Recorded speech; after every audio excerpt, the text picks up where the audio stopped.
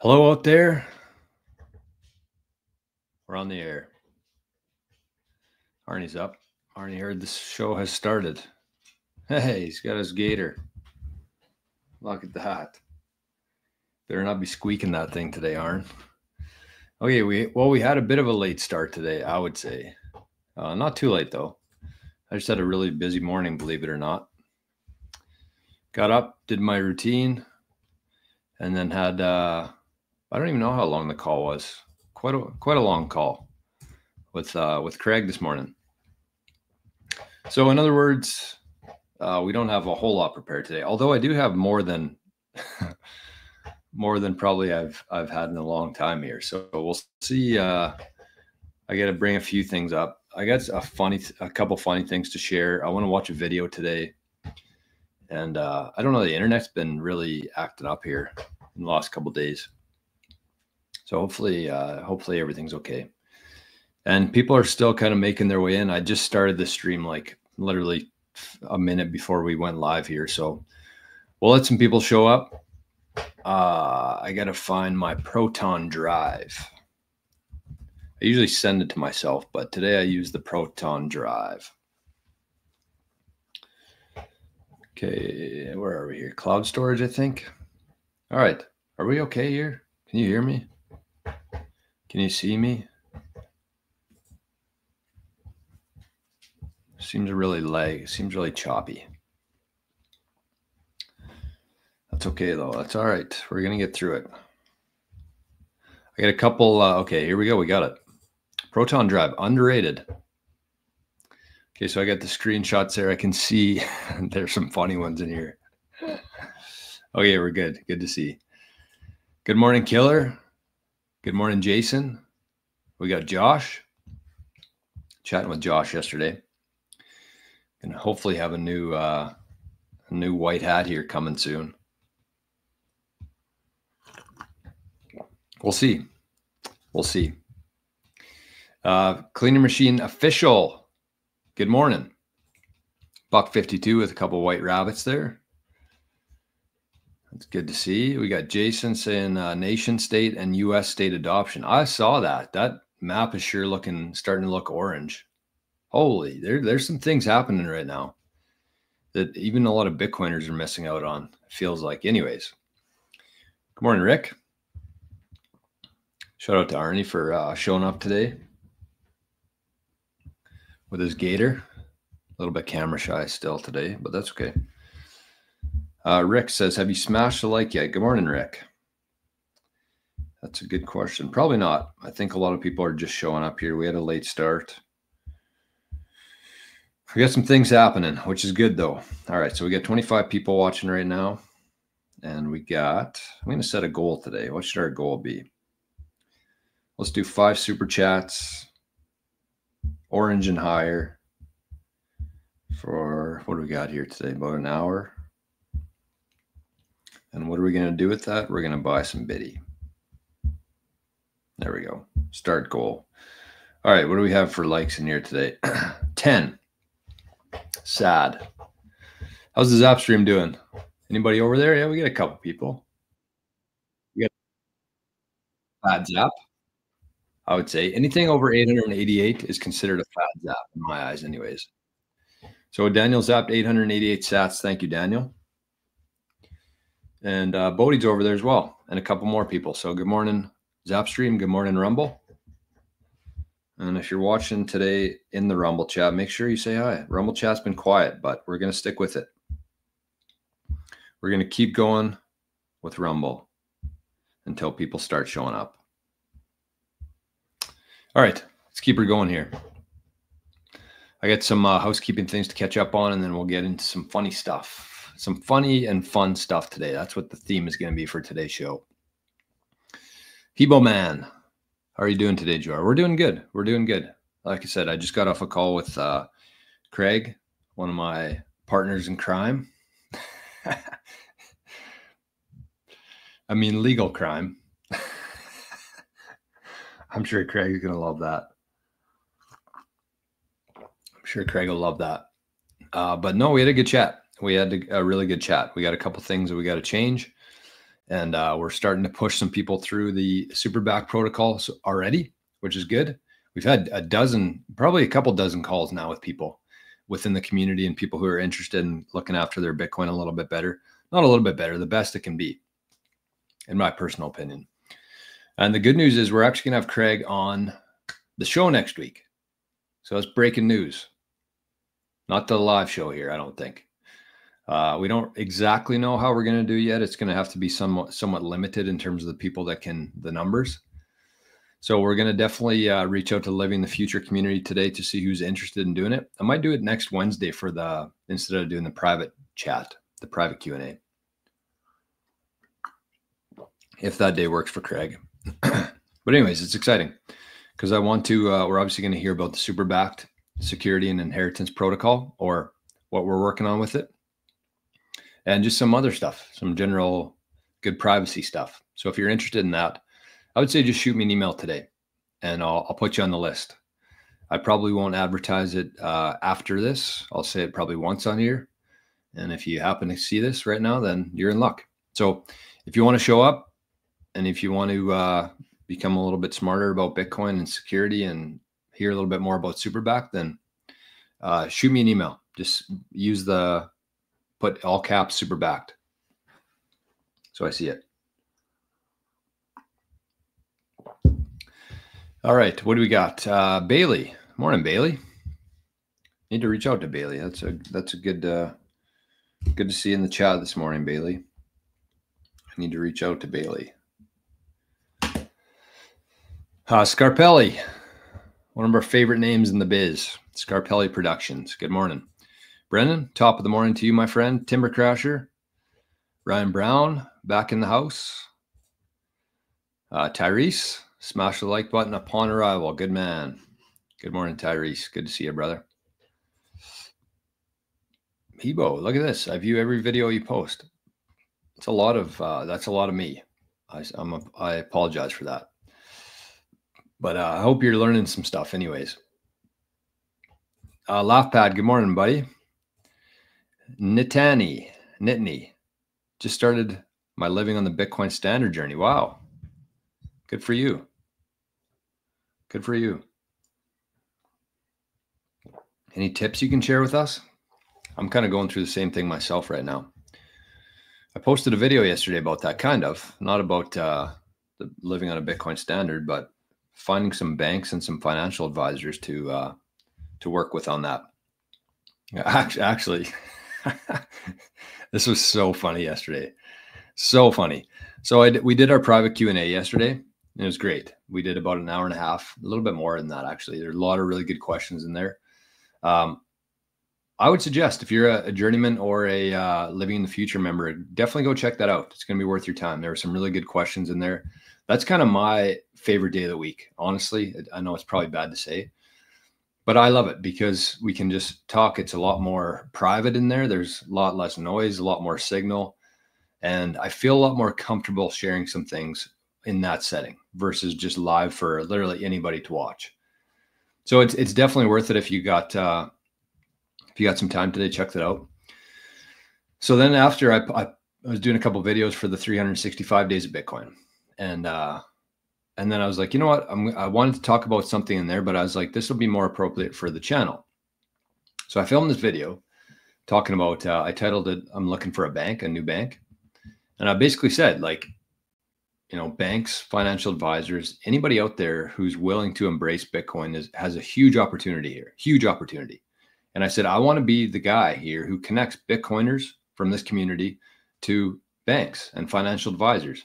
Because as hard as people are working on moving onto a Bitcoin standard here, the reality is that most people still have a mortgage, they still have a car payment, they still do a lot of things with their bank. And so if we can find some banks that are friendly to Bitcoin and some financial advisors who are friendly to Bitcoin in different parts of the world, that's where we can kind of really start growing this thing. And so I said, you know, if that's you, just shoot me an email.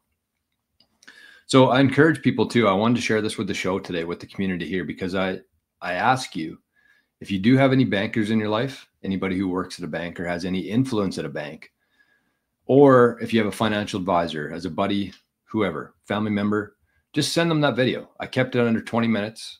I was fairly straight to the point with a bit of understanding why Bitcoin is going to be so important, but also the huge opportunity that they have in front of them here if they're willing to do it. And you know how less risky it is today versus a year ago after Larry Fink, Donald Trump, everything that's happened in the last year. It's a lot less risky now to be having these conversations with clients. So anyways, I I did this video, and I hate editing, right? Like you guys know that. I do a show every day here. So I say some stupid shit. And anyway, so I tried to do this video without any edits, but I started doing it. And anyways, so I had to cut out like the first minute, edit it, uploaded it, cut it. And then I went to uploaded it, posted it, everything. And then I got a notification on my phone saying multiple intros. So as soon as I saw that, I was like, oh man, I shared the original video of this, which was hilarious because it was like 1 minute of me. I started doing it and then I said something wrong or my nose got itchy or something. And so I had to restart. So there was like 2 or 3 like intros of it for the first minute. And then I actually got to it and the rest of the video was fine. But the funny thing is when I saw that comment, I actually just went up and started uploading the version that I already had edited. And so then I just completely forgot to delete the other one because I was too focused on actually getting the proper video out there. So anyways, I think there was a couple F words in it because I messed up. And then, so anyways, the funny thing about that was after I realized what happened there, I was like, oh God, I hope that nobody like professionally saw that and, you know, they're not going to take me very seriously. But the funny thing is that as soon as I shared the video, deleted the other one, I checked my email and there was already an email in there from somebody, an advisor saying, you know, I love watching your videos. I watch them all the time. I'm a financial advisor. You know, here's my contact info. So I thought that was hilarious that even after some dumb stuff and a couple F words, somebody was still, you know, interested to work with me. So it's good. Maybe I should have just kept the original up there. That would have been, it's a good filter for people. If they see that they can, if they're okay with working with that guy, then they're definitely going to be working with the polished version here. As polished as I can be anyways. So yeah, that was pretty funny.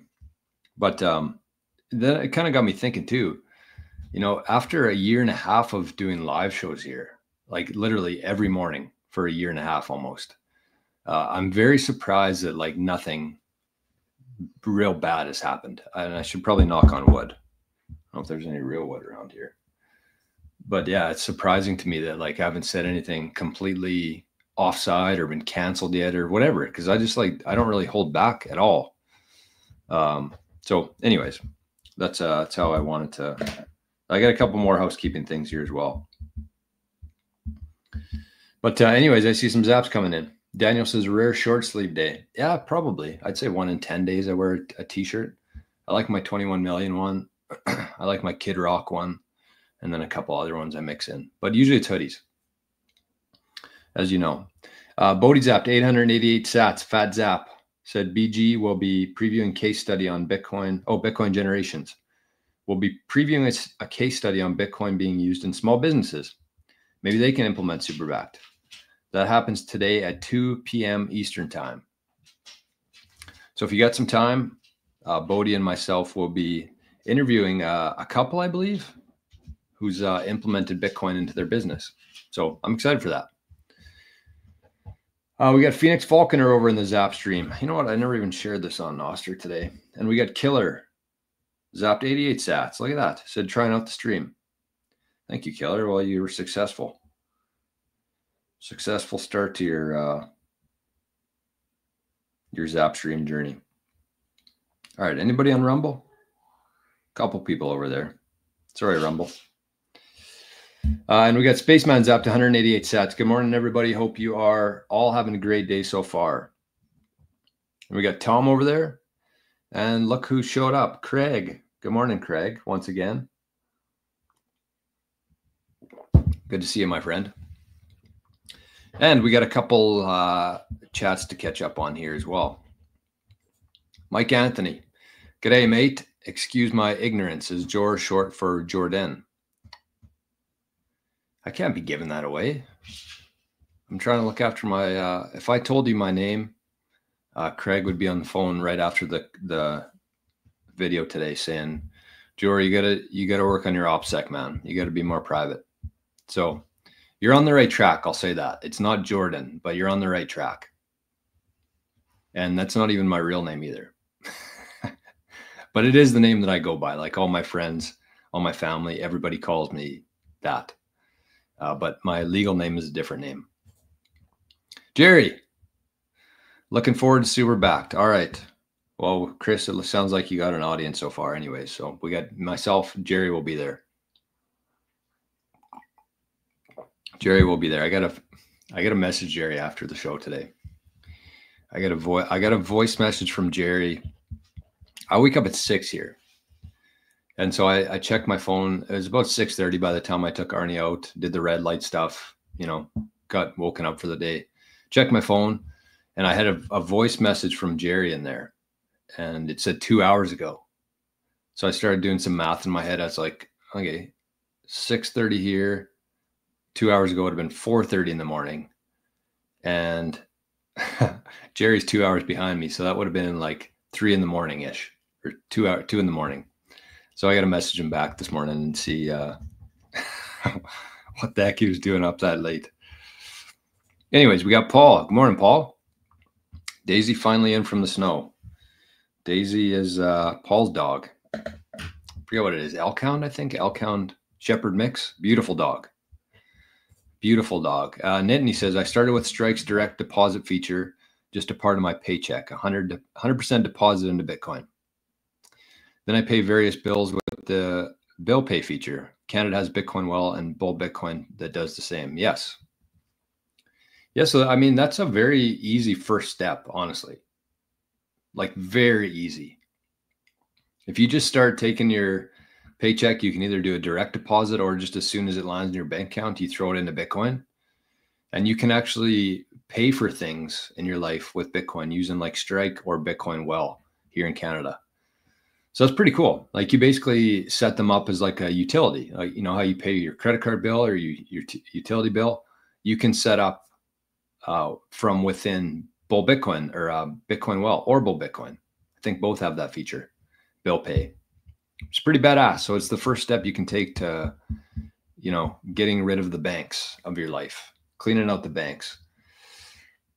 We got Daniels. Says good morning, NPub. I don't know who that is.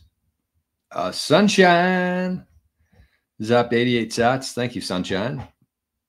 And Craig zapped 2.1 thousand sats for Arnie Insurance. Thank you, Craig. That's a fat zap. 2.1 thousand sats. Thank you, Craig. And Plunger's here as well. Zapped 320 sats and said, good morning, team. Thank you, Zapstream. You're buzzing this morning. We got a little baby buzz on Zapstream. Oh, I was going to share it. Shit. Okay, so I do want to give a couple other shout outs as well. Some big ones here. So let me just quickly, I think I can just share this. Maybe I'll just say we're live. Because Zapstream actually shares every time I go live now because it's connected with my NPub. Or maybe I just get the notification now. We are live. Okay. Oh, that's easier. That's way easier for me. All right. Craig says he fixed his apps. That's good. That a boy. All right. So housekeeping stuff. Sorry, I'm kind of all over the place today. That's what happens when I don't have my full prep. I can blame Craig for that today. So I want to say a couple thank yous here. I want to say thank you to somebody. I have no idea who it was, but somebody sent in 40,000 sats to the wallet yesterday. No name, no message, anything, just 40,000 sats, which is fucking amazing. So whoever that was, if you're watching, I have no idea, but thank you very, very, very much. And Letha too. Letha, I don't know if she's in the chat today or not. I haven't seen or heard from her yet. But Letha zapped 6,000 sats. And what did she say here? What did she say? She said, thank you for the great stream or the great private session. I learned a lot. 6,000 sats. So thank you, Letha. Very, very kind of you. And yes, once again, that was the private Q&A. We're going to keep doing that every Wednesday going forward, which is for the Bitcoin Journeyman on the YouTube channel and for the Living the Future members on the Patreon channel. It's going to be all private Q&A. So again, much smaller setting, more private. We can say a lot more on there. There's almost zero censorship on the private show. And that's where we can get into some of the fun stuff about Bitcoin. So, I mean, outside of like the videos that are available, outside the Signal chat that's available, the Discord, I think even that Wednesday private show for people would be extremely beneficial for what you pay for it. So again, you can join through the channel or you can join through the Living the Future in the show notes there. All my links, everything is in the show notes. And consider joining so then you don't miss any days and you can get some of the good stuff on Wednesdays. And good morning, Lock Sky. Good morning, Santino. It was me, says, I saw you picking your nose like nothing. And I was like, WTF must be a Canadian thing. Yeah, so I started doing the intro and then I felt something kind of itchy there. So yeah, that was on YouTube for probably half an hour until I realized that I forgot to delete that video. So anyways, that was the best part, because even after the video, there was one person who reached out and said they wanted to work with me. So that was so funny. I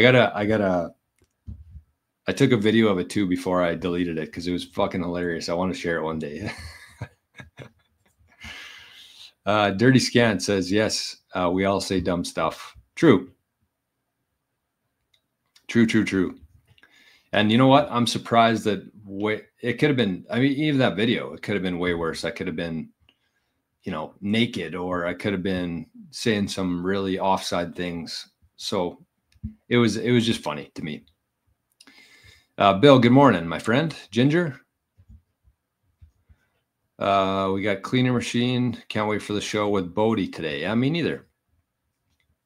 Looking for that. I'm looking forward to that. Buck52 says, I would like you to interview debate on an XRP loyalist on your channel. They're extremely confident right now. I would, honestly, but it's just such a waste of time to me. It's such a waste of time to me. So I don't know. All you need to know about XRP, for the most part, like, you don't have to look too far into it. It's a complete joke of a token. I mean, you just look at a couple different things here. The first one is it's very centralized, very centralized. They did not have a fair launch like Bitcoin did. There's no supply schedule. We don't, you know, we know how much there is today. We have no idea how many there's going to be in 2 years from now. I don't think, anyways. I haven't paid enough attention to it to even give a shit. But a big one, and I actually shared this on the YouTube channel today, which was hilarious. Let me find it here. But I shared it out on Discord too. I don't know if you can see that or not. It says, never ask a woman her age, never ask a man his salary, and never ask Brad Garlinghouse for the missing ledgers number 1 through 32,569. So essentially, the XRP blockchain is completely missing ledgers number 1 through 32,569. Cool. That sounds like a really solid foundation that I want to be investing in. I mean, if you just talked about that, that's legitimately enough for me. So if you want to buy XRP, I mean, that's on you. You haven't put in the work to deserve better than that. Daniel says, I've decided that nostr is still really just a toy for tech people. It will be the system we look back on as the one that was around before the real thing. Kind of like John the Baptist. Feel me? Yeah. You're probably not wrong, Daniel. You're probably not wrong. Bodie says, Odell had an interesting conversation on nostr onboarding with Fran, the Zap Store guy. Devs know it needs help in a big way.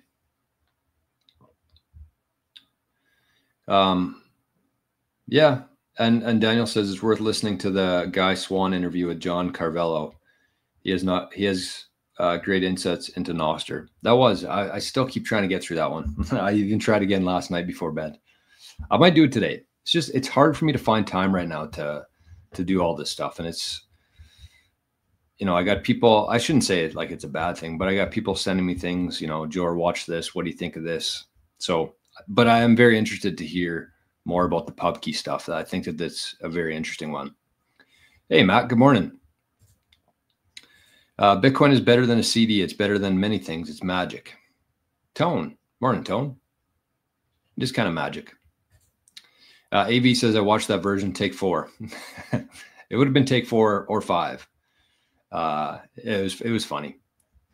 I mean, that's the thing for me. It's like, I don't edit any of my stuff really, unless the internet goes out. That's usually the only time I edit. Once I get going, and I actually have, especially looking back to a year ago, like if I was going to post a video on the channel, I would probably go through 10 tries of like how I want it to start, how I wanted to, try to catch people's attention right off the bat. So it's like, but once I get going, then I don't, as you could tell by the video, I didn't edit anything after that. But it's everybody goes through that. I'm getting a lot better at it in terms of like being confident enough to just start talking and roll with it. But, a year ago, I would have done 10, 15 takes before choosing the right one. And I think that if you talk to anybody on YouTube, they'd probably feel the same, but then they also chop up for the rest of the time too, and come back to it later. And yeah, that's why I love the live show. Cause there's nothing to hide here. You can't hide, which is fucking scary for one, but it also, it builds you up good. I think it hardens you. And that also there's inherent trust there. I think just from people who do live shows, I think more so than people who have really polished and, fancy scripted videos. So it's a big thing when you're dealing with people's money and financial stuff. The trust is a non-negotiable. It's the most important thing. It's the only thing really. You have to have some knowledge and stuff, obviously, otherwise you're not going to last very long. But when you're dealing with people's money and financial stuff, number one thing is trust. And so anyways, Tyler, sorry, or T. Jacobson, not Tyler. I don't know where I saw Tyler there. Use Speed Wallet for the first time. Sent you 500 sats. Thank you. You deserve it. Oh, I appreciate that. Thank you. XRP is not going away. Yeah. Okay. So just because it's not going away, it doesn't mean it's fucking worthless. T. Jacobson, 5,000. Oh, that's even better. Thank you. Damn. 5,000 sats to this one, I'm guessing. I don't know. Anyways, thank you. Thank you very much. Okay, what do we got here? Craig says XRP circulating supply is 57 billion coins. Which again is just kind of it's just a number. It's like Bitcoin's 21 million. It has no real significance there, in my opinion. It doesn't. But max supply of 100 billion. Of the 100 billion supply, 80 billion went to Ripple. In other words, when you buy XRP, you are the liquidity for the founders. The founders are currently that's all I can see. Lobbying probably for Washington. XRP is a joke. That's as far as we can go into it. XRP and Bitcoin can coexist. Yeah, definitely they can. Yep. They can coexist for sure. XRP can hang around as long as it wants to. Again, that doesn't mean it's worth anything. It just means you're wasting a whole bunch of time and energy. Vendetta. Bitcoin is organic. XRP is GMO deep fried. Very good. Very good analogy there.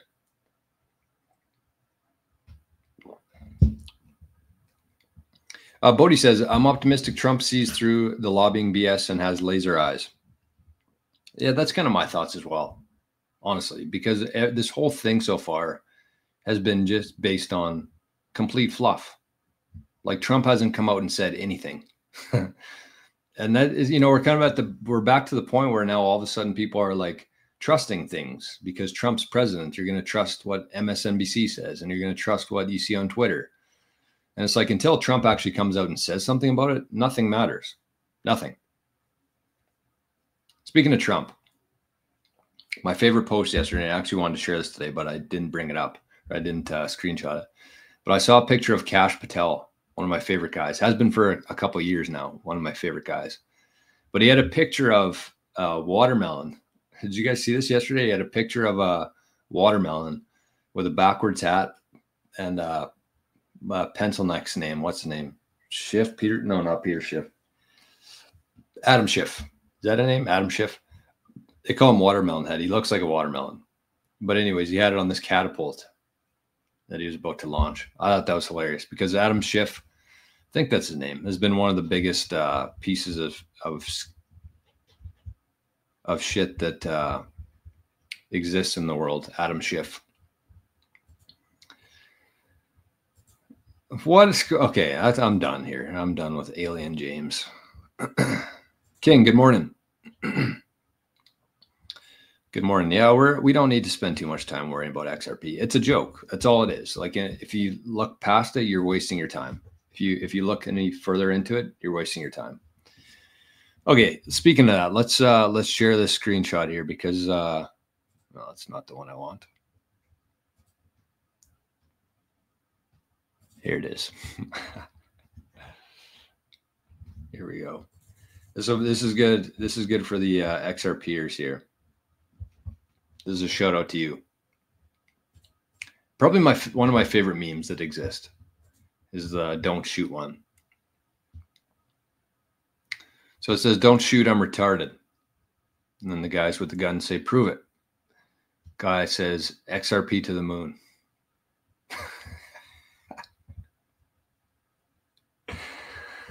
I mean, if you can't laugh at that, then I don't know. You probably own XRP. So that's a good one. I wanted to share that one. It was kind of timely right now as well. What else do we have in here that I wanted to share? Share a couple screenshots here while we're... Okay, I want to save that one. That's a whole nother chat. Oh, this was a big one. This one happened yesterday. So this was a post from Nostr, and I actually sent this to the Living the Future community. I don't think many people got it. But this was one of my posts from Tuesday. And I sent to the chat, I said, this is something that would only ever happen on Nostr. And as you can see here, there's my post. It says, Nostr is a gold mine for like-minded, brilliant fucking people. Very powerful. So there's some recognizable faces here. American Hodl right there. He gave me one of these. American Hodl's a good shit. But this one, look at that. You guys recognize that face? Jack Dorsey sent in 5,225 sats. He zapped the post. So something like that, not only like getting a reply from Jack or something along those lines, but getting a zap, having Jack Dorsey send you Bitcoin for a post you made is the pinnacle for me. I should have just shut down operations yesterday after this. So this was pretty cool. So I know Jack will never watch this, but anyways, thank you, Jack. You made my day. And again, that only happens on Nostr. This one's this one's funny.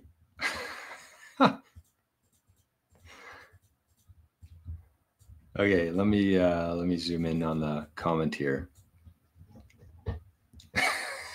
I almost spit out my coffee when I saw this.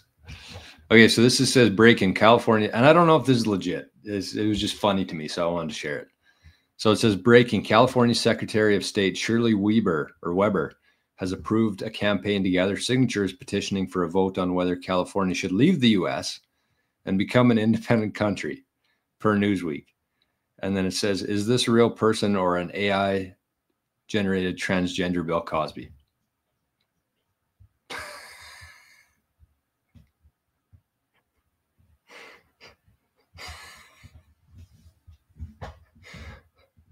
Okay, what's her name? Shirley. I got to confirm that this is actually Shirley Weber.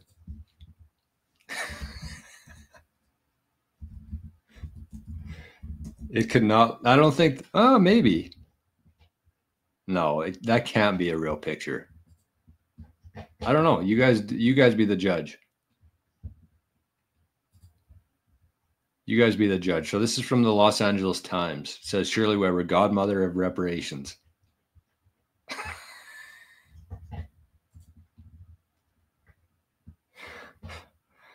I don't know. Maybe that actually was a legit photo, but that other one looked identical. I think that this one is doctored a little bit. I think it has to be.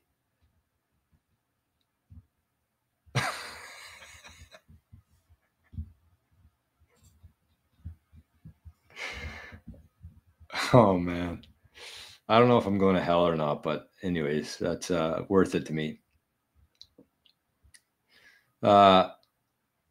What, zap from a billionaire? Yeah, that's kind of cool, honestly. I mean, it's cool that he's a billionaire, but also cool that he's like, Jack Dorsey. Pretty badass. Bodhi says that's AI. I think it is too, but it's still, I mean, like, it's not the fact that you even have to ask if it is or not. That just goes to show that it's not too far of a stretch to say that that's legitimate.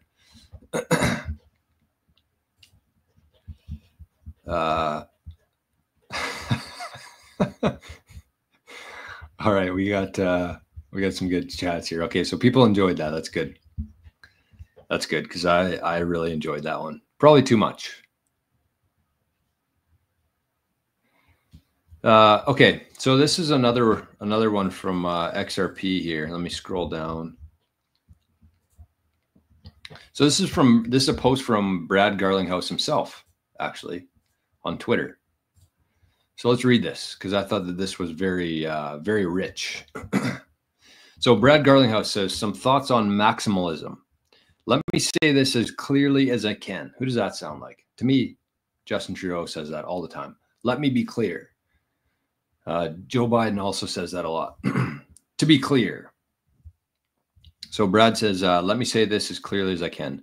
The crypto industry has a real shot here and now to achieve the many goals we have in common if we work together instead of tearing each other down. This is not and will never be a zero-sum game.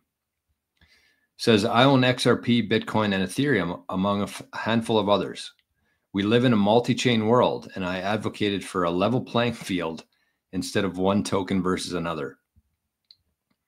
If a government digital asset reserve is created, I believe it should be representative of the industry, not just one token, whether it be Bitcoin, XRP, or anything else. Maximalism remains the enemy of crypto progress. Yeah, that's true. And I'm very glad to see fewer and fewer folks ascribe to this outdated and misinformed thinking. So Brad's essentially suggesting here that we apply our DEI, our diversity, equity, and inclusion, into the crypto assets that we hold as a reserve. He doesn't think it's fair. It shouldn't be, it's a multi-chain world. And we need a level playing field for all these tokens to compete instead of one token versus another. Here's the thing, Brad. Here's the thing.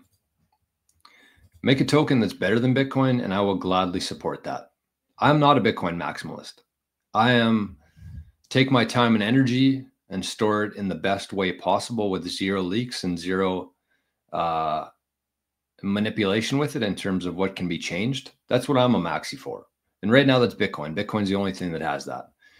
And so I'm not ever going to subscribe to the fact that things need to be leveled just because you think that it's fair. Fair to who? The 80% of people who have the fucking coins that you pre-mined? Get out of here, Brad. Of course, his name's Brad too.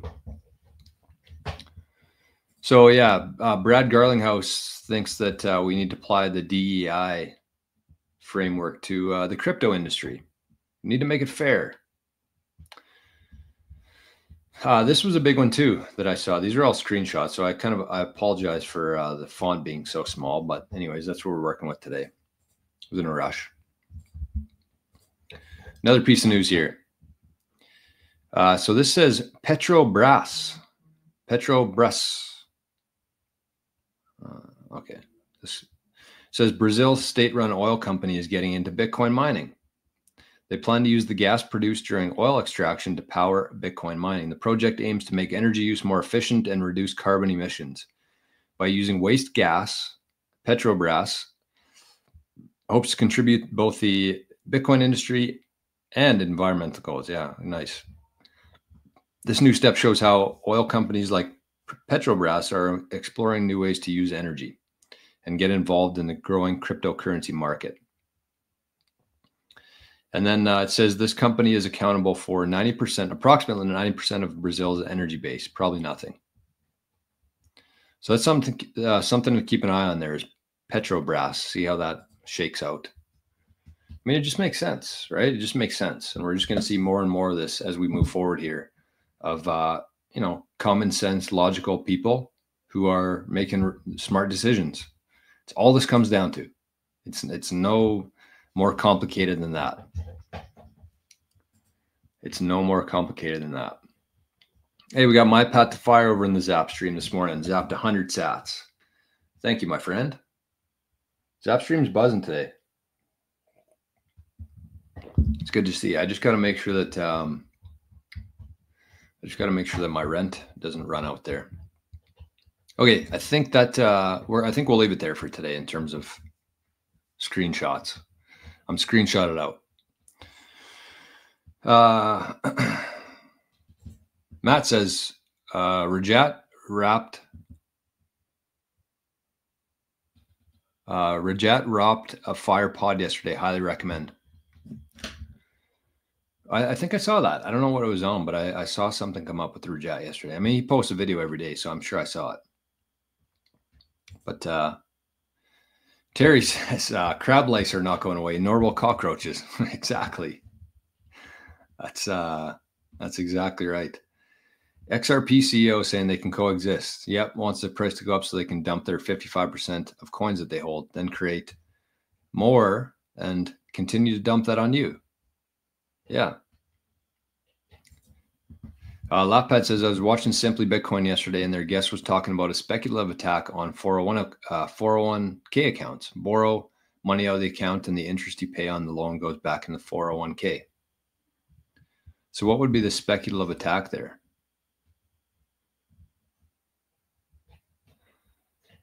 I don't know. Sats Venture. Look at this. I haven't seen Sats Venture for a while. I've joined your live stream from New Zealand today, hiking a mountain at 2 a.m., only 2 hours in. Wow, that's dedication. Sorry I didn't see this till now. Good luck with that. I got to get to New Zealand myself. It's up there on my list.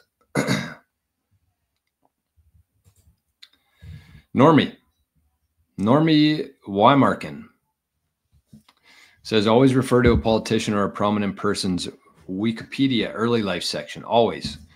Soon you'll just know without referring. Don't know what that's about, but interesting nonetheless. Bob, look at that. It says, like the video if you like that meme. Yeah, that's true. If you own Bitcoin and you hate XRP, it's a good time to like the video. And as Rick says, if you don't like the video, you're going to end up on Santa's naughty list. You don't want that. I knew people would like that one. The bonus of being an XRP bag holder is that you'll get huge biceps from holding the bag. Yeah, that is true. Santino. Yeah, this is people like that one. Russ says, new to the channel, liked and subscribed. That a boy. Welcome, Russ. Glad to have you, man. Glad to have you. You're going to like it here. You're going to like it here. Godmother of reparations. Yeah, what a shit show.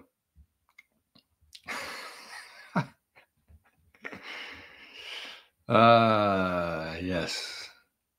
Okay, what does this say? George. What's Jay saying here? Jed McCaleb. Is that supposed to be there? Anyways, sorry, Jed. I probably shouldn't have doxed you there. I don't know if that's your name or if you're typing that in, but anyways, welcome, Jay. We'll call you. George says, tips on convincing my brother not to wait for a dip to buy Bitcoin. You know what? I've talked to so many people in this last month. For some reason, I don't know where they're getting their information from. I really don't. I've had a lady, and she might be watching the show today, so I don't mean to, shit on you here, lady. But she usually emails me like every week saying, I keep seeing that Bitcoin's going to go down to 80K. So I'm just going to keep holding out. And I've told her every response that I've sent back has been, Bitcoin only moves 4 or 5 days in a cycle, big moves. And if you're sitting on the sidelines during one of those days, you're going to miss out on a lot and you're never going to get it back. Never. So in terms of tips on convincing them, I don't know. I don't have any tips. I really don't, because I could sit here for 2 hours and tell you why it's better to buy today than, but here's the thing. You have to understand this. There's not a big difference between 100K, 120K, and 80K. When we look back in 5 or 10 years from now, you're not going to give a shit what amount you paid for it. Yes, you might get more sats if you wait for 80, which will it come? I have no idea. Do I think it will? No. But I don't know for sure. I don't have a crystal ball. But the flip side of that is that if you miss out, if you're waiting for something to happen or waiting for this big drop that these Bitcoin or crypto influencers on YouTube are telling you, if you're waiting for that and all of a sudden it runs up to 200K tomorrow or 300K tomorrow, it could happen. The thing about Bitcoin is that we have nothing to base this on. There's 16 years of history. There's been a lot of crazy shit that have happened. So it's not like other markets where we have something to compare it to here. Bitcoin is completely unique in characteristics and its scarcity. So this thing could shoot up to 200, 300, 500, and that will make a big difference. If you have cash sitting on the sidelines when that happens, if it happens, that's a big dent. But if you wait for it to go down to 80 from where it is today, you're not going to make up that much ground, even if it happens. But if you miss out on one of the days where, especially right now in the cycle and in the current environment that we're in, I'd say the odds of this thing running up to 200 or 300K in a couple of days is much more likely than dropping down to 80. I really believe that. And there's a huge variance there between the two in terms of what you'll miss out on if you're waiting for something to happen. So the best piece of advice is just this.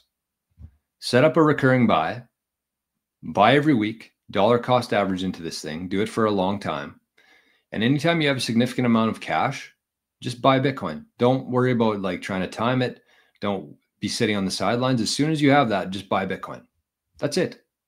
It does not get any more fucking simple than that. It doesn't.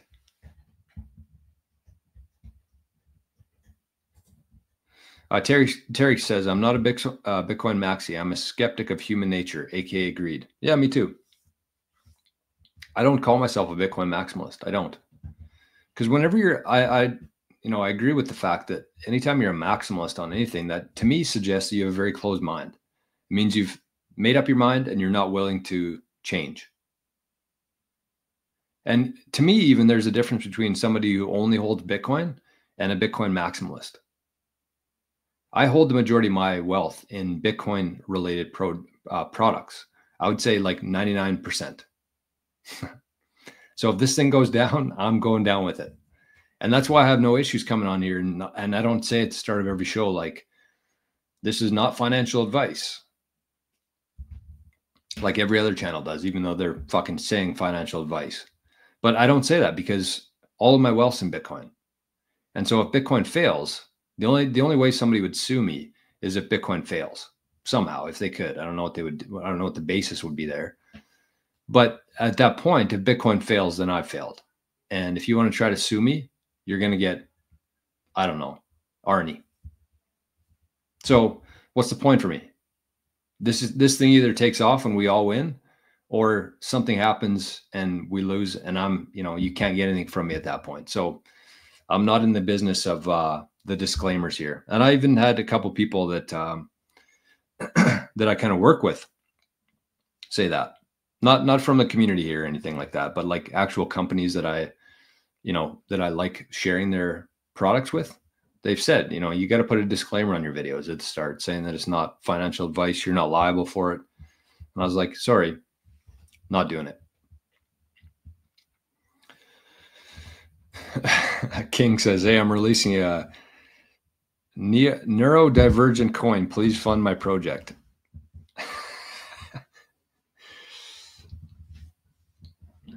Sunshine says our wealth is in Bitcoin. That is what it means to die on a hill. Yeah, exactly. That's what I'm saying. This ship goes down, I'm going down with it. And I'm okay with that too. That's the thing. I'm totally okay with that. Because when I'm laying on my deathbed in 200 years from now, or I'm asking to be unplugged, whatever it looks like at that time, I'm just gonna know that my heart was in the right place the whole time. And I stood up for what I believed in through and through. And if I was wrong, then that's fine. But my heart was in the right place. I was very committed to it and focused on it. And I didn't waver from that. And I think that when you're looking back on your life, those are the kinds of things that you're going to think about. It's not going to be you're not going to regret any things that you didn't do. Or that you did do. Sorry. You're not going to regret any things that you did do. You're going to regret the things that you didn't. And if you're just kind of going along in life, knowing that things are wrong, knowing that things are completely broken, knowing that how many issues are being caused by our monetary system. If you're aware of that and you're just going on with your life, just kind of pretending it isn't happening, you're going to regret not doing something about it. That's how I feel about it anyways. And so at the end of this, I'm going to know that I did absolutely everything that I could. Even if I'm wrong, it won't matter to me. I'll sleep well, I'll say. I'll sleep well for a couple thousand years in my deep sleep. Vendetta says, make a token better than Bitcoin. It's not a token. Yeah, that's true. It's a globalized digital energy with 15 years of network effect. You can't make a better one. That's true. And that's what CASP is going to deal with too.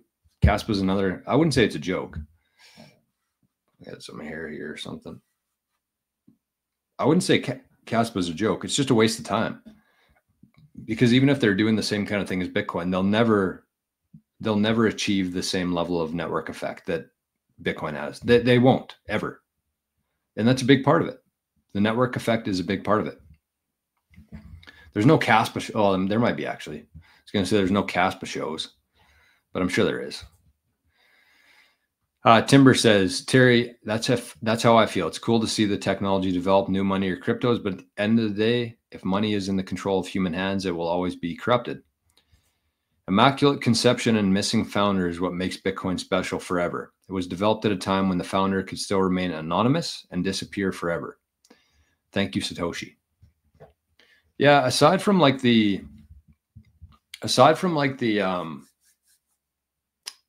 perfect, I wouldn't say perfect, but the closest thing to perfect in terms of like the design and how well thought out this whole thing was. It also came at the perfect time. Number one, right after the 2008 financial collapse happened. That's when the Bitcoin white paper came out in 2008. I think it was October 31st, 2008. The white paper was introduced. And then a couple months later, January 3rd, 2009, that's when the first block was mined, the Genesis block. This was right after the 08 financial collapse, right after the banks were bailed out, essentially. So the timing of it was perfect. And in terms of like the internet, I don't think that Bitcoin actually could have been any earlier than it was because the internet wasn't quite ready for Bitcoin yet. It just wasn't. So it not only was so well thought out in terms of the psychology behind it, the proof of work aspect, it brought together all the things that make Bitcoin that had been 40, 50 years in the making. So it brought all those things together in terms of like the actual economic incentive, the psychological incentive behind it. Everything was so well designed and so well thought out into the future. It almost makes you wonder, honestly, like if there wasn't some sort of time travel involved there, for real. And I'm not trying to be like a conspiracy theorist here, although I got a really big kick out of RFK yesterday when one of the guys asked him if he considers himself to be a conspiracy theorist. And he basically just named 5 or 6 times that were conspiracies that actually ended up being correct. But this, I wouldn't say this is a conspiracy, but I think that there had to have been some sort of like advanced thinking here within Bitcoin. There's no way that a human being came up with this technology. To me, anyways. I think that it had to have been some sort of a time traveler. I think. I could be wrong. I'm wrong about a lot of shit. But it was just, the reason I said is just because of how well thought out this whole thing was. The things that Satoshi, person or group, thought through here is incredible. To me, a human mind can't comprehend in the now versus in the future, and how 8 billion people will react to this thing. It's crazy.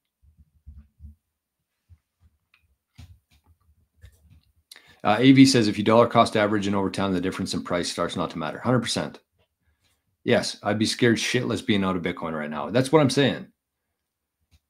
That's what I'm saying, is like, just, you don't want to be on the sidelines when this thing starts running, and it's going to start running here very soon. I'm in no rush for it, honestly. No rush. But it's going to start moving soon. George says, thanks, George. He's sure about there being an 80% bear market in 2026. Maybe there will be, but do you want to take that chance with something? Exactly. You want to take that chance with something as uncomprehendibly valuable as Bitcoin? 100%. 100%. The downside to doing that, to me, the risk there far outweighs the potential. What am I trying to say here? Like, the benefit of that is nothing compared to the risk that you're taking on by sitting on the sidelines right now. Like, the benefit of waiting for that to happen. So let's say that we do get an 80% drawdown in 2026. I'm guessing that we're going to be much higher than we are right now by 2026. Let's say that we're even 200,000. Okay. So let's say that, and I think it's going to be much higher than that. It would surprise me zero if it went to 1 million in 2026. Zero. I wouldn't be surprised at all. I actually more expect that than 200K. I think it's going to be closer to 1 million than 200K. But that's just me. That has no real bearing there. That's just what I think is going to happen. But because you also have to keep in mind here, the reason I say that is because if you just look at what has happened historically in terms of the cycles, without nation states, without Trump, without ETFs, historically, the bull run that we're about to go on here would hit about 1.52 million as a normal cycle. Not a super cycle, nothing else crazy. That's kind of what would happen here, just in normal circumstances through Bitcoin's history. So let's say that we get to even 200,000, very conservatively. And let's say something happens in 2026 that we can't foresee, a black swan event where Bitcoin drops 80%. So what would happen with that? It would go down from, let's say, 200 to, what would it be? Like 50K? Okay. So you get half the amount, or double, I guess, that you would get today. Double. Okay. So that's best case, pretty much. Best case scenario, you're going to end up with double the amount of Bitcoin for whatever you're putting into it. Worst case is that you leave that cash sitting on the sidelines. This thing goes to 1 million and it doesn't slow down for a long time. And at that point, you're getting about 10% of what you would have had. So that's what I'm saying. Like, the chance of, like, best case scenario here, you get an extra 50% of the Bitcoin. Worst case, you get 50%. Best case, you get 50% more. Worst case, you have less than 10% of what you would have today. So the risk far outweighs the benefit to this. That's kind of what I'm saying. And I hope that makes sense. I hope that makes sense. So I see a super chat here. What do we got? Paul, $5 super chat. Thank you, Paul. Cheers, Jor and Bitcoiners. Cheers to you, my friend. Cheers to you. Craig says, all right, hold on here. My Path to Fire said, someone wrote me today. They came to Bitcoin for the fiat gains, but then it breaks every idea you had. Yep. Isn't that the truth? And that's the crazy thing too, is like, I've gone through the charts of, like, how much Bitcoin these countries and companies are going to want and need versus how much is available. And where's that going to come from? And if you're looking at Bitcoiners right now who hold Bitcoin, you have to think about this. Think about it this way. And I think it was American Hodl who said this the other day on one podcast I was listening to. But he basically said that the longer you spend in Bitcoin, the more you understand it, the more conviction you have over it, and the less likely you are to sell that Bitcoin. So that's the first part of this. I think we would all agree with that. The second part is that the people who are getting into Bitcoin, whether they're buying Bitcoin. So let's say that there's a brand new person. Let's say it's, who was this here? Let's say it was George's brother. He's buying Bitcoin for the first time. That's what he values it at, 100,000. That's what the price of Bitcoin is based on, the last person who bought Bitcoin, the last person who bought and sold Bitcoin. So somebody who's brand new to Bitcoin, who does not have any sort of conviction over what Bitcoin is, anything, they're willing to pay $100,000 for it. So that's like the bare minimum of what this asset is really worth. Because if you ask me, somebody who's been in Bitcoin for a while and understands what's going on here, my price for it would be probably in the hundreds of millions right now. And that's not even a joke. Like, in order for me to part with all of my Bitcoin today or tomorrow, I would have to get probably 100 million per coin at least. And I still might not do it. So when we're looking at the price, it's actually somebody who has no idea what Bitcoin is, has no understanding of Bitcoin, and they're buying it for the first time at that price. That's what they see it's worth, but they have no idea what it's actually worth. But the price is based on the last buyer. And the last buyer in a lot of circumstances is somebody who's new to Bitcoin. So as the supply continues to shrink, as BlackRock continues to suck up the Bitcoin that people are stupid enough to sell, you also have very hardened Bitcoiners here who, yeah, the price is $100,000, but like I wouldn't even think about selling it for that, all my Bitcoin. You're going to have to add probably another 3 zeros to it. No, yeah, probably another 3 zeros for me to part with my full coin. So we're just going to see that. It's going to become more and more scarce. There's going to be more and more hardened Bitcoiners. They're going to have to sell less of their stack to pay for whatever they need as the price goes up. And as the supply continues to shrink and the demand continues to rise and Bitcoiners are less likely to part with their coins, the price is just going to keep going up. That's why there's really no limit on how high Bitcoin can go, which is crazy. It's really crazy to think about it in that sense. Craig says the Norwegian central bank bought 500 million shares of MicroStrategy. Wow. AI calculated every Norwegian owns 0.0001 Bitcoin on a per share basis. Oh, $500 million of MicroStrategy. Okay, that makes more sense. I'm going to say, I don't even know how many, I don't even think there's that many shares in MicroStrategy right now. 500 million. 500 million US worth. So that's, I did a video about MicroStrategy the other day. And I said, the reason why people are willing to pay a premium right now is because they can't actually do anything else. They want exposure to Bitcoin, but they can't actually get exposure to Bitcoin. Like, perfect example here, Norwegian central bank.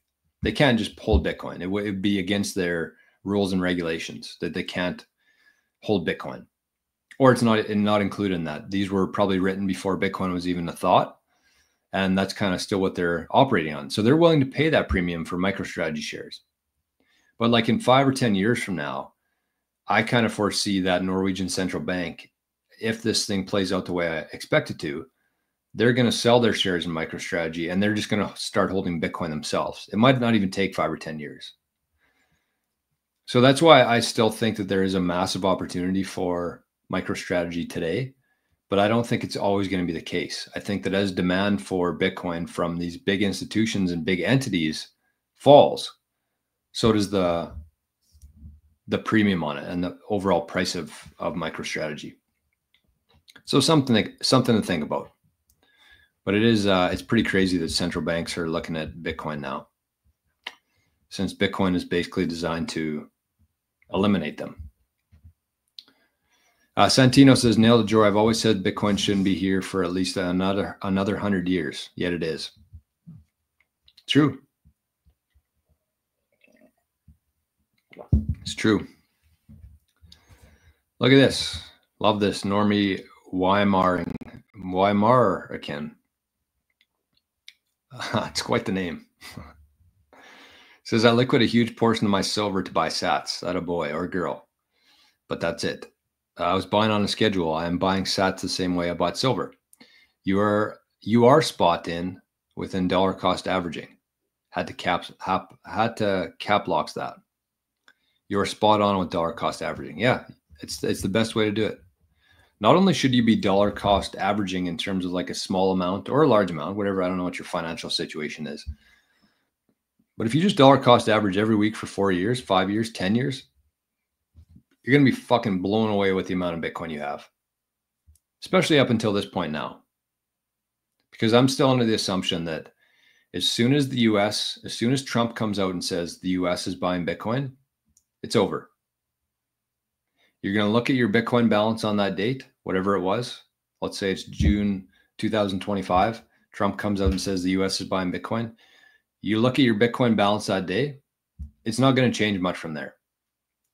You might, get a little bit more as we go along here. You'll probably get less because you'll have to spend some sats over time, probably. So you're going to look at your Bitcoin balance that day and you're going to see like, this is probably the most Bitcoin I'm ever going to have. And I think if you understand that, like if you understand the implications of where we are right now and what that's going to have on the price and demand for Bitcoin, you're going to start doing everything that you can to, look under your couch cushions, look under your car seats, trade everything you can in for Bitcoin, because when that happens, that's going to be the pinnacle of your Bitcoin holdings pretty much, which is kind of depressing, but it's the reality. And that's why I'm in zero rush for this thing to happen, because when it happens, it's going to be so far out of reach for people and us too, in order to get more sats. So yeah, that's my thoughts on it. So that's why dollar cost is important. Plus, not sitting on the sidelines right now. Paul says, watch Breedlove's podcast with Jack Kruse for some mind-blowing history on what led to Bitcoin. All right. I want to watch those, except there's like 5 hours of them already, right? And I think there's going to be 2 more parts coming. So anyways, on the Jack Kruse stuff, I kind of got some exciting news to share here. A little bit. So how can I say this? I mean, it's not that exciting probably for people, but it is kind of cool. So I'm actually going to be working with a company now, not working with them. They're not going to be paying me anything, but I'm going to be using their products. I'm going to be trying them out. I'm going to be sharing my experience about them on the channel here. And if I like it, if I'm getting some positive results, I'm going to share that with you. And there's 2 products. There's actually 2 companies here that I'm going to be working with on this. They're not going to be paying me anything, so they're not going to have any sort of influence on what I talk about and the words that come out of my mouth. But one of them is actually a red light company. And it's funny because I got the package here. I'm in the process of setting it up. It's actually 2 lights that I'm going to put on each side of my screen here. That's basically going to counteract the blue light from being on my computer all day. So I'm going to be setting those up. I'm going to be trying it out, and then I'm going to be sharing it. And there's going to be a discount obviously available for people in this community. But the cool thing is kind of in the process of me talking to the guy who owns the company, him sending me some products and me trying the products, I saw that Jack Dorsey, talking about Jack today, Jack Dorsey actually shared their website on Nostr the other day. So if you're on Nostr, go look at Jack Dorsey's feed. He doesn't post very much, but you can go see a red light company that he's promoting. So I was like, fuck yeah. If Jack's on board with this, because Jack worked very closely with Jack Kruse. And I saw that Jack shared this company, which gave me a lot of like, a little bit of conviction that, all right, these guys are legitimate. So I'm excited about that. I'm excited to dive into the red light stuff, to try out these essentially blue light blockers. And I also got some golden sunglasses. I don't think I'm going to be wearing them on the show, but anyways, yeah. My Path to Fire says, I heard about those red light lamps supposed to be good. Yeah, it's supposed to be good for you, especially here in Canada for me, where I can't watch the sunrise every day because it's fucking minus 50 here. Sunshine says, Jack Dorsey understands the light. That's what I mean. Like when I saw that he shared that, I was like, all right, we're on to something here. So that's kind of cool. I'll have more information on that here coming soon. I just want to try it out. I want to make sure the product's good quality, makes a difference. Otherwise, I'm not going to talk about it here. That's kind of my thing going forward here. Is I'm not going to take any ad money from people. I'm just going to talk about products that I like. And maybe if there's an affiliate program or a referral program, most companies have that now, where you get a discount, I get a bit of a kickback. And I think that that's a much more honest way to do things. Tyree says, I don't feel alone about having a wild theory about Bitcoin right now. The world would go to shit if we continued on a fiat path. Was Bitcoin created by an advanced civilization, or was time travel involved? That's what I'm saying. I really don't think that it was just like a regular guy who was able to put all the pieces together and put it in such a very brilliant. I don't think there's any other word to describe it other than brilliant way to ensure there's fairness, ensure there's actual proof of work involved, to ensure that the little guy actually has the most supply before the countries and banks start buying it. Everything was just so well thought out. The cycles, it had to be something more than just a person. Mr. Yolfang, good morning. Good morning. Jared says, look at this. This is a nice comment, I think. Jared says, I started following your channel when you had maybe 300 subs. It's awesome to see everything pan out for you, watching you connect with all sorts of Bitcoin YouTubers. Way to make dreams reality. It is kind of crazy, honestly. And the thing is, to me, like, I really think that this thing hasn't even got off the ground yet. That's a cool thing for me. With like this channel, with Bitcoin, with if you have any sort of we'll call it a tentacle. If your tentacles are touching anything Bitcoin related right now, you're going to do very, very, very well for the rest of your life, essentially. And I have to always remind myself of that, because it's very easy for me to, when you're all in on Bitcoin and you see your credit cards and you see your mortgage and you see your other loans, it can be very disheartening, because it feels like you're just barely getting by here. That's how I felt. That's how I feel still today. But then I take a step back and just understand what I'm holding here. And it's not a lot of Bitcoin at all.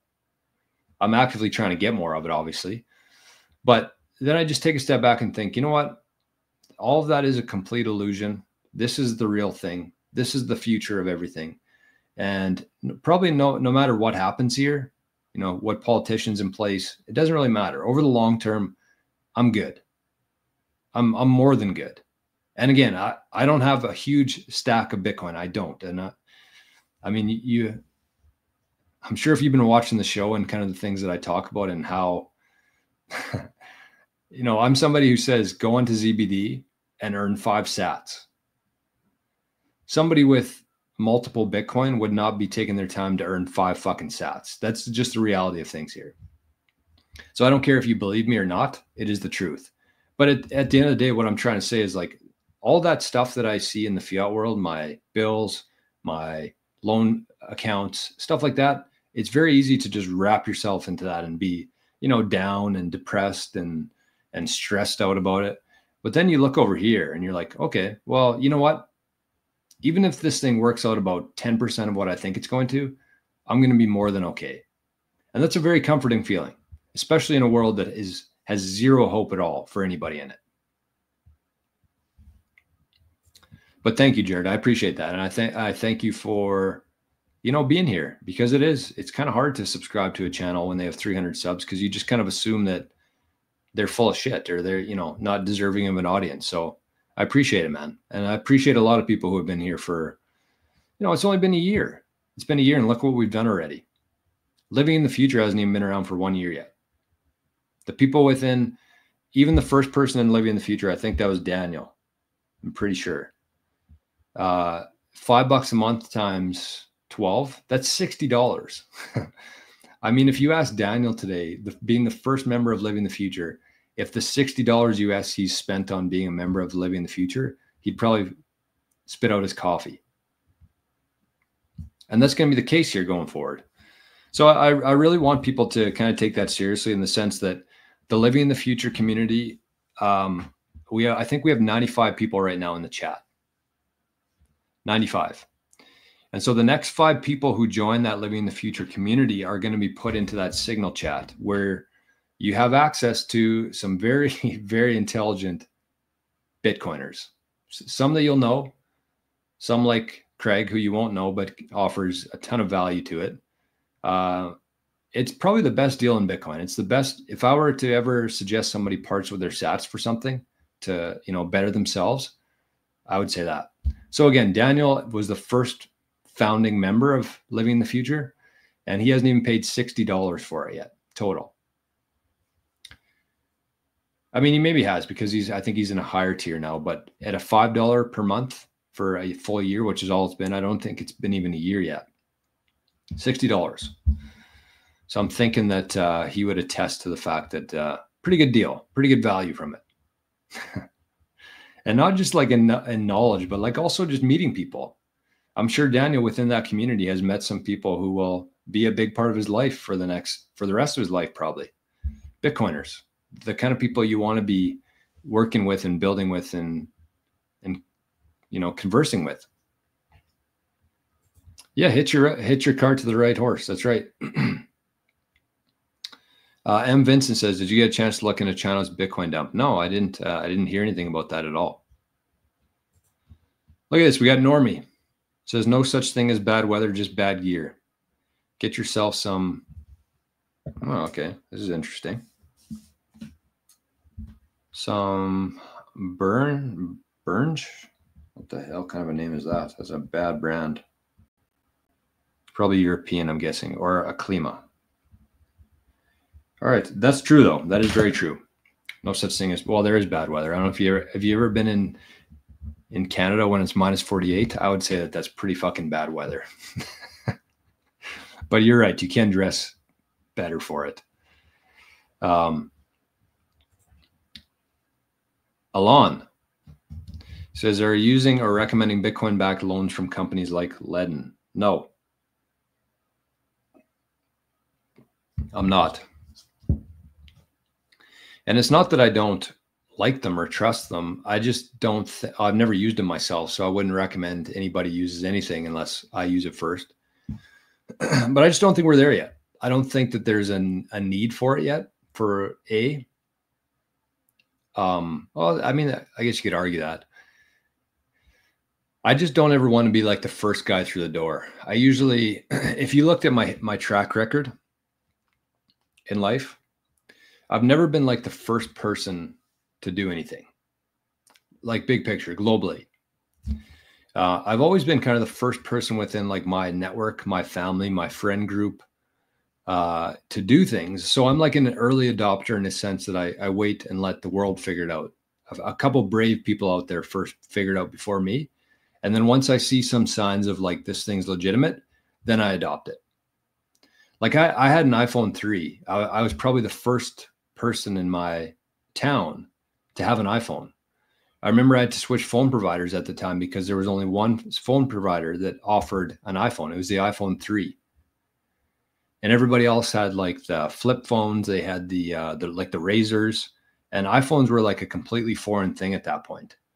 But I saw it. I was like, this is going to be a big part of the future. I bought some I told Dad to buy some Apple shares then too, because I saw it. I could see what was coming there. So I'm never like the first one to adopt something, but I'm always early on. I have been for my whole life. I don't know what it is, but it's the truth. Bitcoin's the same. I was like 10 years late to Bitcoin, but I'm like the only person in my whole, real life that actually owned Bitcoin. One of maybe like 2 or 3 today. Aside from the people within 88 sats who we kind of, got them to buy Bitcoin. But things like this, kind of where I'm going with this is like, just let let people try it out. Unless you're like in a huge like need for it, like in a big pinch for cash and you're desperate. But other than that, I would just kind of let things settle down a bit. Let the dust settle. The ones who are legitimate will be there after the dust settles, and then try that. Says Alon says, I heard you were saying waiting for a future option to get a Bitcoin back loan, but it already exists. Is there a difference? No, that's kind of what I'm saying. It's just like, it's unproven to me. It's unproven to me. So I'm just not, I'm not ready to do it yet. The Unknown Disciple says, get some blue light blocking glasses. Yeah, that's what I got. They're gold, actually. They don't look like the red ones. They're gold. So I'm going to try out the glasses. I'm going to try out the 2 lights and see how things work. Jay, let's fucking grow. Anyways, Normie, by the way, thanks for the super chat. I appreciate that. And I will definitely look into those two brands. I'm all about the warm clothes. Stack sats and stay humble. That's harder to say than stay humble and stack sats. Stack sats and stay humble. I American. Well, that's the I don't know. I don't know what that means, Terry. Might have to retype that one. Yeah, it's fucking brutal weather. That's an understatement. Jay says, who can send me the Signal group invite? Yeah, just download the app, Jay, and shoot me an email. Or just, yeah, I'm not going to say my username on here, but shoot me an email. Let me know when you've, or a message somewhere. Let me know you got it, and I'll send you my my username. You can just shoot me a message. I'll get you added into the group. Logan says, what wallet should I use with my Colt card? Sparrow, 100%. Alon says, about Ledin, they have an option to get a loan, not of money, but more of Bitcoin out of your existing Bitcoin. Just wondering if you looked into it. No, I haven't. I do think that there's a responsible amount of debt that you could take on to buy Bitcoin with, though. That is, I will say that. All right, so we got 942 here. I'm going to check on Rumble here. Oh, I got 12% battery life. Nice. That's what we like. Why would we be more charged than that? Okay, hold on.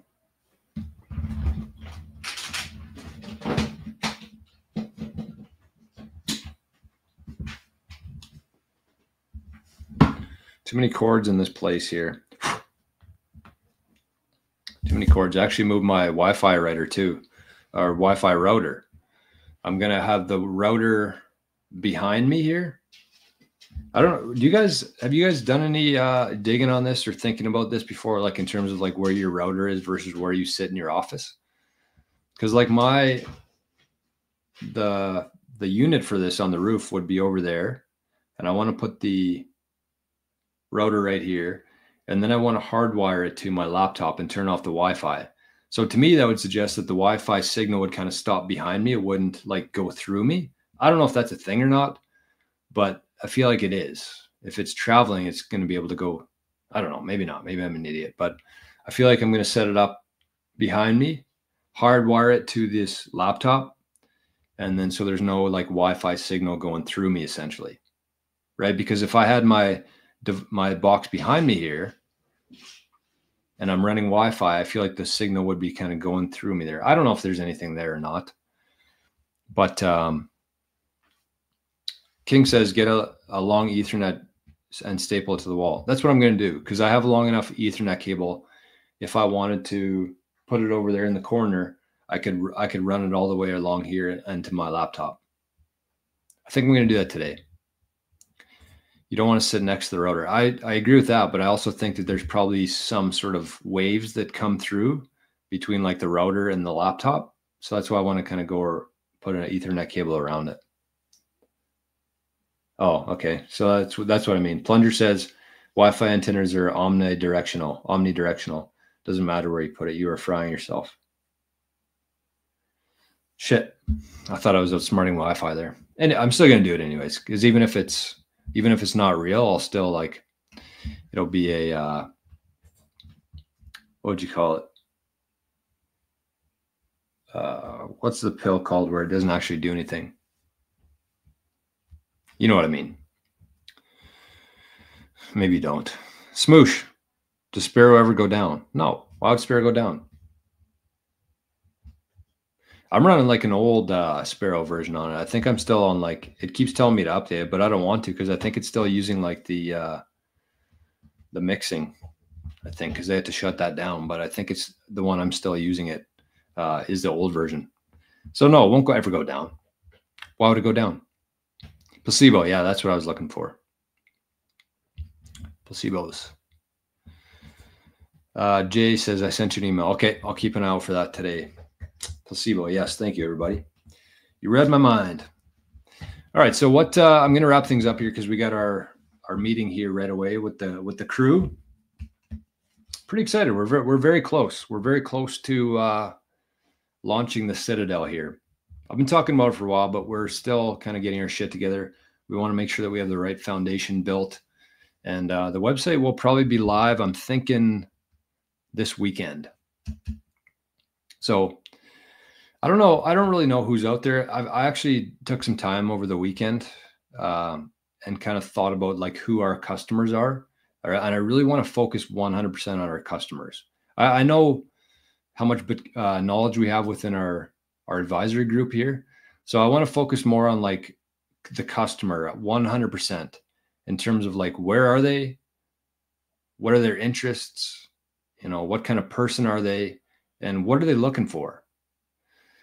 And I kind of thought of two different customers. These are the kind of two that I had in mind. And I don't know why I'm really sharing this, but I think it's, you know, just inside baseball a little bit. But like the two customers that would be for Citadel would be like knowledgeable people, knowledgeable Bitcoiners who understand what's going on here. They understand that they need to protect their Bitcoin properly, and they just haven't put in enough time to, you know, figure that out themselves. So they know what they need. So that's going to be one customer, knowledgeable Bitcoiners who know what they need. And then there's going to be a whole nother slew of people who are like, they have Bitcoin, but they don't know what they don't have, essentially. I feel like those people are going to be much harder to reach because when you don't know there's a problem, then you're not really doing anything to fix it. So I'm trying to structure things both like how we communicate to people, how we market ourselves to people, kind of based on those two profiles there. And so the majority of people who are watching the show today would fall in like the Bitcoiners.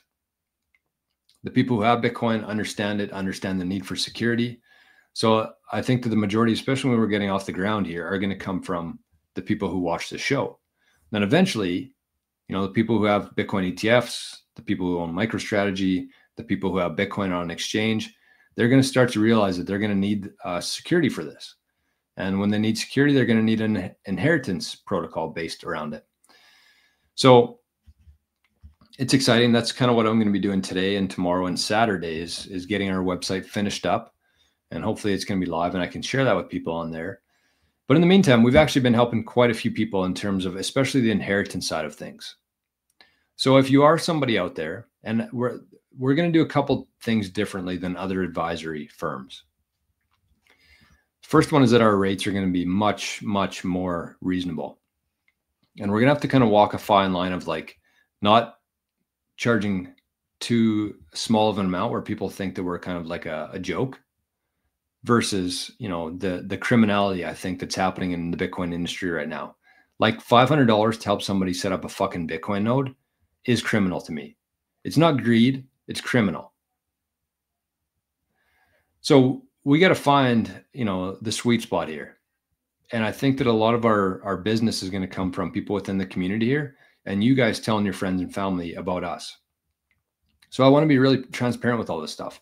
So that's the first one, is that we are going to be much more reasonably priced than other options. And we're not going to push you anything that you don't need just because we want to. We're good at it.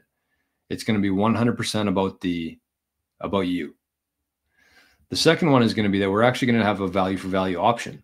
So if you don't want to pay like $200 an hour, or if you don't want to find, you're not pigeonholed into like a cold card or a node or inheritance stuff. If you just got a couple questions, we're going to have people on call pretty much. And you can set up a quick call. You can have your list of questions. set up a call, and then you can just pay whatever you think it was worth for you. And I think that that's how it should be. So we're going to be, that I'm aware of, the only advisory firm that has value for value option, which is a big one. And the third thing that we're going to do differently is we have the super backed inheritance protocol, which will be coming in 2026, 2027. There's going to be banks using it. There's going to be law firms using it. There's going to be notaries using it. But that's going to be all KYC'd information. Anytime you're running through like a bank or a lawyer or anybody, it's going to be fully KYC'd and probably a lot more charge, more cost to you. So the nice thing about this inheritance security protocol that we're doing is it's completely non-KYC. Like, we'll know your name because we want to talk to you. But other than that, we don't need to know where you live. We don't need to know your phone number. We don't need to know anything. It's fully non-KYC, which is a big deal to a lot of Bitcoiners, including myself. And the other nice thing about that too is that we have no idea how much Bitcoin you have. So we walk you through the whole process, essentially hold your hand through it, but we have no idea what's in the information there. We have no idea what you're storing in there. We have no idea how much Bitcoin you have. We have no access to a key. It's completely non-KYC, completely up to you. So this won't be for everybody. Like it just won't be, because there's people who prefer convenience and they're willing to sacrifice their KYC and their privacy for that convenience. But for the people who want to like take this thing very seriously and be very sovereign about it, Bitcoin Citadel is going to be the only place that offers this in a non-KYC for now anyways. So that's kind of what we got going on. And I'm very excited. I've already talked to plenty of people within this community here. I think Craig and I have probably done more than 20 meetings so far with people. And there hasn't been too many people who have said no to it yet. It just makes so much sense. It makes so much sense. And when things make sense, people usually figure it out eventually. Jan says, do you work with US customers? Absolutely. There's no borders with this. There's no KYC, nothing. It's all done. Actually, we do everything through the Signal app because it's much more private. So you could be in the US, you could be in Canada, you could be in Sweden, you could be in anywhere. Brazil, there's no borders as long as you can speak English. So yeah, definitely US. US is probably going to be our biggest customer base. Honestly, that's the majority of people who watch the show are from the US. So I'm going to leave it there for today. I just want to say thank you. I actually didn't have Arnie's wallet here today, but I'm sure there was a couple people who sent sats into that. So if you have, thank you. And I'll definitely give you a shout out on tomorrow's show because I just didn't have it here today. But thank you for the zaps over on Zapstream too. I got to figure out how to top up my balance. Daniel, if you don't mind, I see Daniel's over here. Daniel, if you don't mind, I still haven't figured out how to top up my balance. Okay, you know what? I can use this link. Let me try this. I was going to say, Daniel, spot me 500 sats here, top up my balance. No, that doesn't work. There's got to be a way to do that, though, using that link. So it says, please top up or use this link, zap.stream. Okay, let me try this link. Hold on. So, Daniel, how do you use the link then? Ah, it doesn't work for me. How do you do it? I should be able to do it then if you can do it. I don't see the link. Shit. Sorry about this, everybody. This is kind of a fuck around here to finish the show, but I kind of want to get this figured out so we can keep streaming on Zapstream. Yeah, that's not working for me. I'll figure it out. Don't worry about it, Daniel. But anyways, okay. So thank you for the zaps today. I very much appreciate it. Thank you for being here. Thank you for the super chats today, Paul and Normie. Very much appreciated. And I hope you guys liked the chat today, and hope you got a couple of laughs in as well from those memes that were shared. Let me just try this one more time here. I'll get it figured out. So have yourselves a great day today, everybody. Again, I appreciate you for being here, and for all the nice stuff here. I do want to say thanks because it's not unnoticed. It's not. It's very easy to just consume content. I get it, like for sure. It's very easy to just consume content and move on with your day. It's also easy to criticize people online and, you know, say you were wrong about this or you're a dipshit or whatever. But it takes, you know, it takes a special kind of person to actually spread some love around. And I think that that itself has given me so much hope within Bitcoin, the movement, the revolution, and everything going on in here. Is just the love.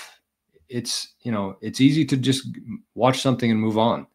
But if you can take like just a second and like the video, subscribe to the channel, you know, send a zap if you're able to financially, you know, that's the hard thing to do, but it's the thing that pushes this thing forward. And we are all on Team Bitcoin. We're all doing this whole thing together and living through this thing together. And every person that we bring into the Bitcoin network is going to be better for us and for humanity, in my opinion. So I appreciate it. So have yourselves a great day, and we'll see you tomorrow for Fat Zap Friday. Thank you, King. Thank you, Lapad. Thank you, Rick. And thank you, everybody. Very much appreciate it. So we'll see you tomorrow. Arnie's going to break his neck here trying to say bye.